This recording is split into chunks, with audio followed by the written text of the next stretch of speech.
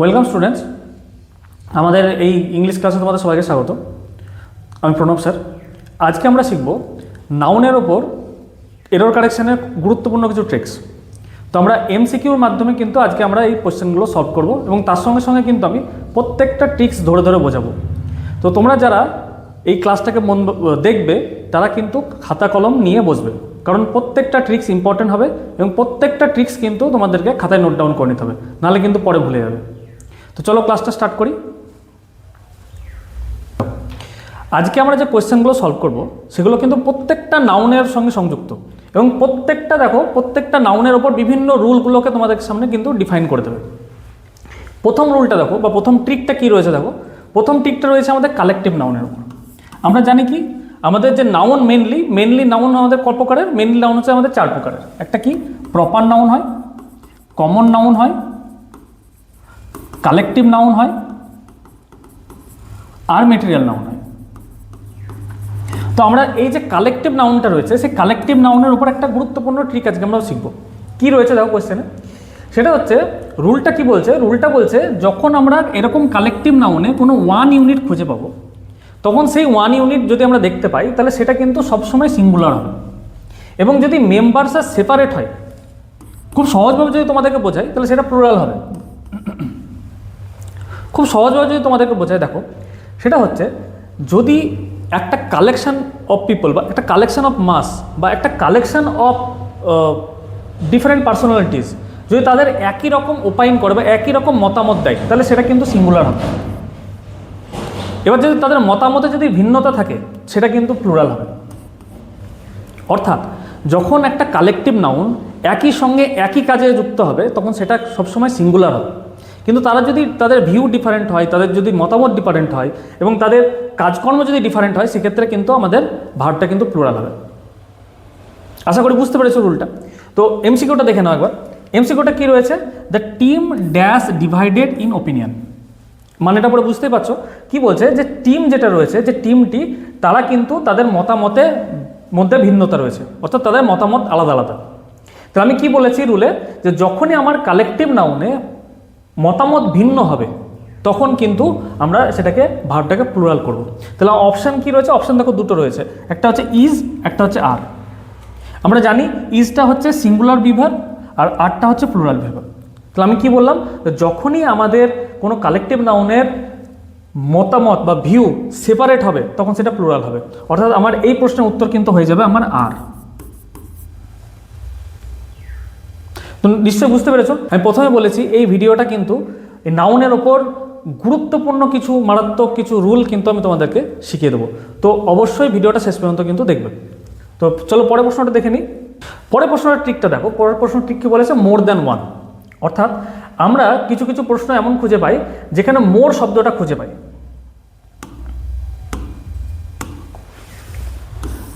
তাহলে এই মোরের সঙ্গে যখন মোর দ্যান ওয়ান এই ফ্রেজটা যখন আমাদের থাকবে, তখন আমাদের গ্রামার রুল কি হবে সেটার উপর আমরা এই রুলটা শিখে নেব।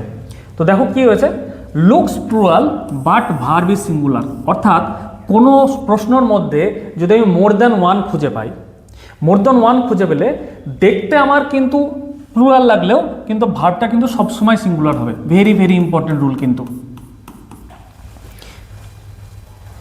কোয়েশ্চেনটা দেখে নাও। কোয়েশ্চেন কি বলছে? কোয়েশ্চেন বলছে more than one student dash failed. আমি প্রথমে রুলে কি বললাম? রুলে বললাম যে যখনই আমরা মোর দ্যান ওয়ান খুঁজে পাবো, তখনই কিন্তু আমাদের সবসময় ভার্ব কিন্তু সিঙ্গুলার হয়ে যাবে। তাহলে আমাদের অপশান কি রয়েছে? অপশান রয়েছে হ্যাভ আর হ্যাজ। আমরা জানি যে আমাদের প্লুরাল বিভার্ব হচ্ছে হ্যাভ এবং সিঙ্গুলার বিভার্ব হচ্ছে হ্যাজ। তাহলে আমি কি বলেছি, যে মোর দ্যান ওয়ান থাকলে আমার ভার্ব হবে সিঙ্গুলার। তাহলে আমার উত্তর কোনটা হবে? উত্তর হবে সিঙ্গুলার বিভাগ, অর্থাৎ উত্তর হয়ে যাবে আমার এখানে হ্যাজ। দেখো এই প্রশ্নটাই কিন্তু ম্যাক্সিমাম ছাত্ররা কিন্তু কনফিউজ থাকে এবং এটা কিন্তু কালেকটিভ নাউনের একটা অন্যতম গুরুত্বপূর্ণ পার্ট। কি আছে? এ number R the number. A number R the number কোথায় প্লুরাল হবে, কোথায় সিঙ্গুলার হবে, এই নিয়ে একটা বিরাট কনফিউশন তৈরি হয়। তো আজকের পর থেকে সেই কনফিউশন কিন্তু আর তোমাদের হবে না। দেখে নাও, সেটা হচ্ছে রুল কি বলছে। রুল বলছে এ নাম্বার যখন ইউজ করব তখন সেটা হবে আমার প্লুরাল, আর যখন দ্য নাম্বার অফ ইউজ করব তখন সেটা হবে সিঙ্গুলার।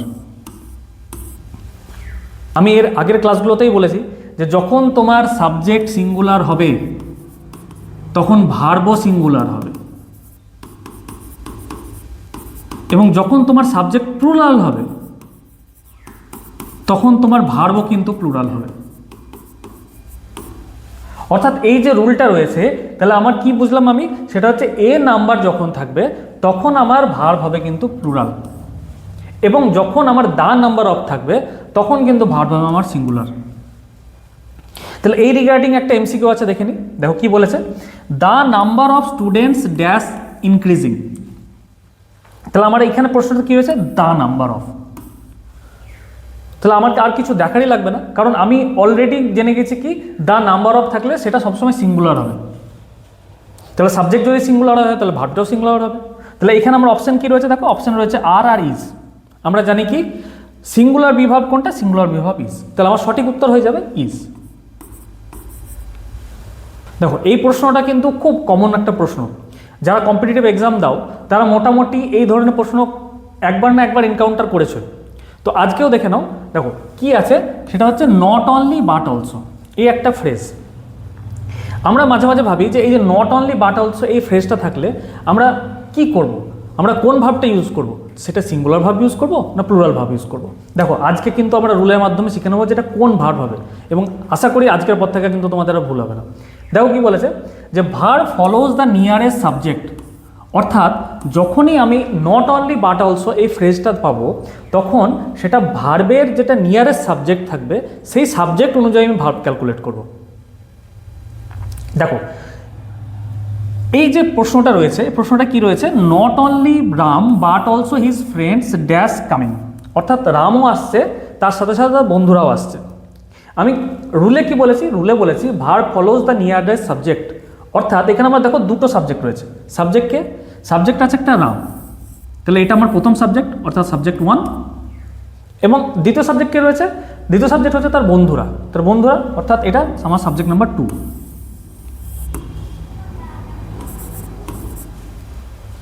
তাহলে আমাকে ভার্ব কোথায় বসাতে হবে, এটা আমার ভার্বের জায়গা যেখানে শূন্যস্থান দিয়েছে। তাহলে আমাকে কি বলেছে রুলে, যে verb follows the nearest subject. অর্থাৎ আমার ভার্বটা যেটা কাছাকাছি বা নিকটস্থ যে সাবজেক্টটা থাকবে সেটাকে ফলো করবে। অর্থাৎ আমার নিকটস্থ সাবজেক্ট কোনটা, হিজ ফ্রেন্ডস।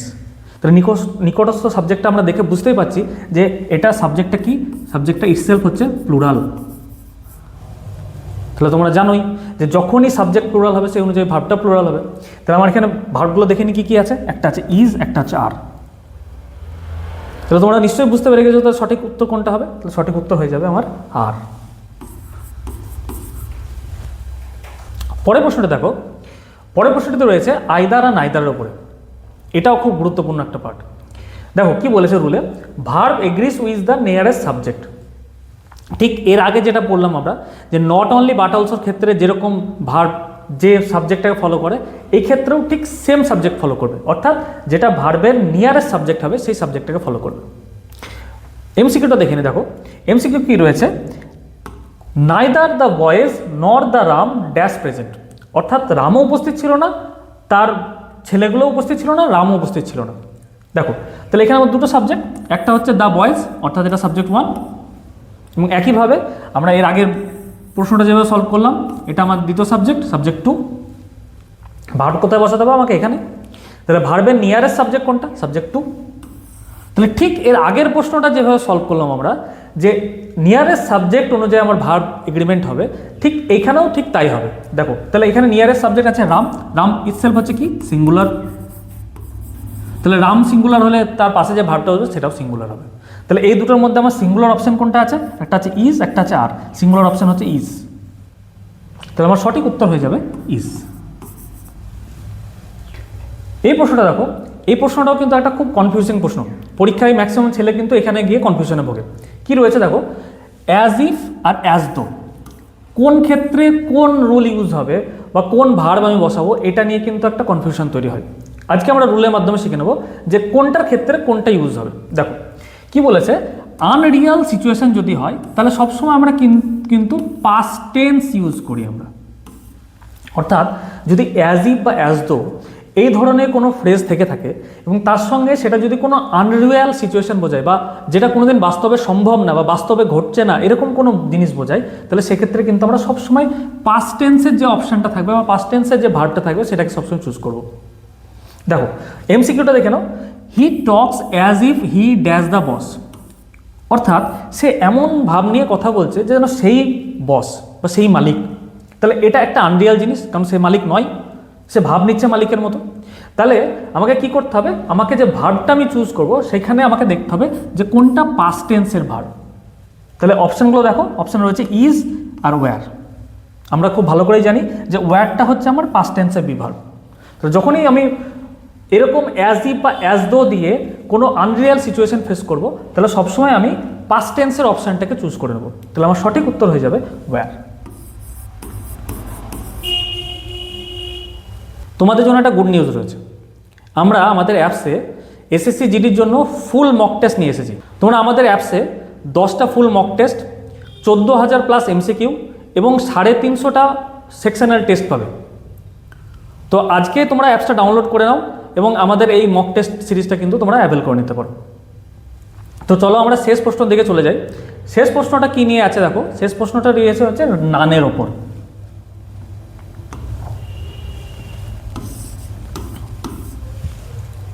অর্থাৎ নাম দিয়ে কোনো প্রশ্নে থাকলে সেই প্রশ্নে আমরা ভার্বটাকে কিভাবে সিলেক্ট করব সেটা কিন্তু আমরা এই রুলের মাধ্যমে বুঝে নেব। দেখো রুল কি বলছে, রুল বলছে যখন আমরা মেটেরিয়াল নাউন দেখতে পাবো, অর্থাৎ নাম দিয়ে কোনো মেটেরিয়াল নাউন যদি পাই আমরা, সেক্ষেত্রে কিন্তু হবে সিঙ্গুলার, অর্থাৎ ভার্ব হবে কিন্তু সিঙ্গুলার।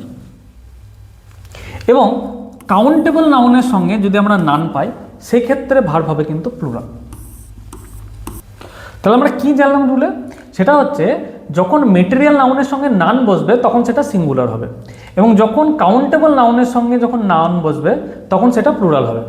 এখানে দেখো প্রশ্নটা কি রয়েছে, প্রশ্নটা রয়েছে none of the money dash left, অর্থাৎ তার কাছে কোনো টাকা পয়সায় আর নেই। এখানে রয়েছে নান এবং নানের পরে যে নাউনটা রয়েছে দ্য মানি, এটা কি নাউন, এটা কিন্তু আমার মেটেরিয়াল নাউন। তো যখনই মেটেরিয়াল নাউন হবে তখন আমি কি বসাবো, সাবজেক্ট সবসময় আমার সিঙ্গুলার হয়ে যাবে। তাহলে সাবজেক্ট সিঙ্গুলার হয়ে গেলে ভার্বও সিঙ্গুলার হয়ে যাবে। তাহলে যদি ভার্ব সিঙ্গুলার হয় তাহলে আমার সঠিক উত্তর হয়ে যাবে ইজ, অর্থাৎ আমরা জানি সেটা হচ্ছে